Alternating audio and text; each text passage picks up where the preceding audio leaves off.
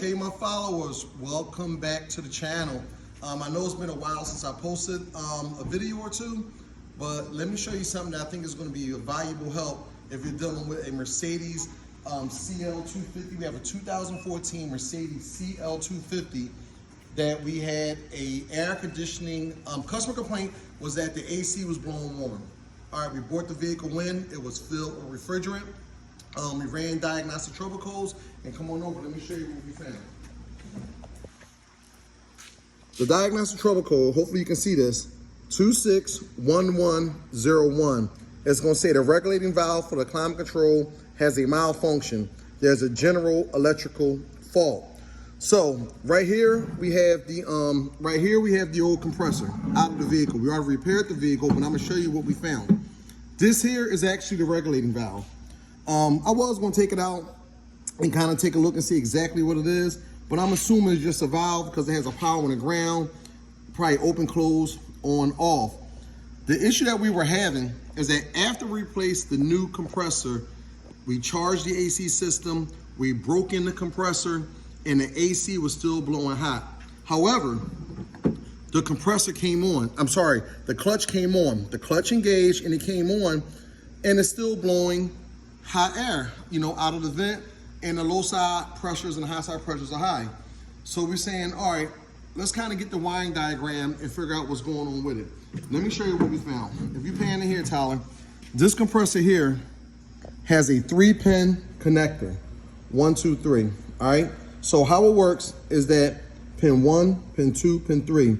The outer pins 1 and 3 gets power. The inside pin, number 2, gets ground. Let me show you on that wiring diagram real fast. Hopefully you can see this. This here is the wiring diagram. I'm trying to point this out to you. Pin 1, this green and yellow wire, battery power. Car on, engine running, battery power. We had battery power on terminal number 1. All right, we came here to terminal number 3. See right here? That's also battery power. Key on, engine running, battery power. We have power on this line here.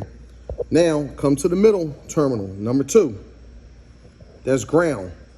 When we tested the power, when we tested this wire, this had 7 volts on it. So we had a short the power on that line. So what we did at that point is that we thought that maybe we had a pinched wire. This here is a used car. The customer just bought it. During our fault tracing, we removed the climate control module, and then what we did at that point, we ohmed the wire from the climate control module to this ground wire, pin number 2 in the middle. We ohmed it and it was good. So actually what happens is that, if you come back over here, pretty simple. This control module, when you cut the air on, it grounds it. So the ground coming out, let me see if I can go up on this. This is the climate control module. The ground coming out of the climate control module, it did not have a ground. Internally inside the control module, it shorted the power. Now, what we decided to do is that, we was going to sell the customer a new control module, but their price was a little bit out of range. So what we did, since this is a permanent ground, this is a permanent ground. It's not a switch ground. This is a permanent ground at the climate control module. So that's pretty simple. So what we did, if you come over here, right, I'm gonna show you here, I'm gonna show you in the car. This black wire in the middle, back probing it. Again, 2 hots, outside and inside, 2 hots. Both of these reds are hot. This brown is ground. This black is brown, is ground. This black goes to this regulating valve. So what we did simply is that we actually spliced into the wire here, and we went straight to ground at the compressor. It has a permanent ground. AC function came on, no issues. Let me show you on the car what we did. Now, this is a quick bypass you can do to confirm that this valve is bad. If you come on over here, you can see what we did. We kind of got an eyelet, screwed it to the compressor. We put it in a plastic loom, tied in, got a permanent ground, and this job is over with. We did a new compressor, and also we did a new condenser, but that's irrelevant. So if you get this diagnostic trouble code, what is it, the 26, it's gonna be in the description.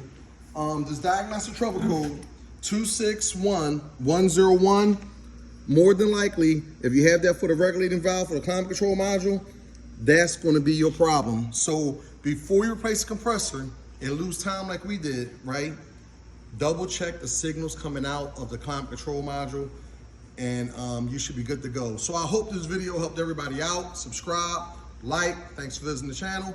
If you have any Mercedes-Benz, BMW, any import car repair that you need, feel free to look us up. Phone number is 267-343-8496. We're located in Philadelphia, PA.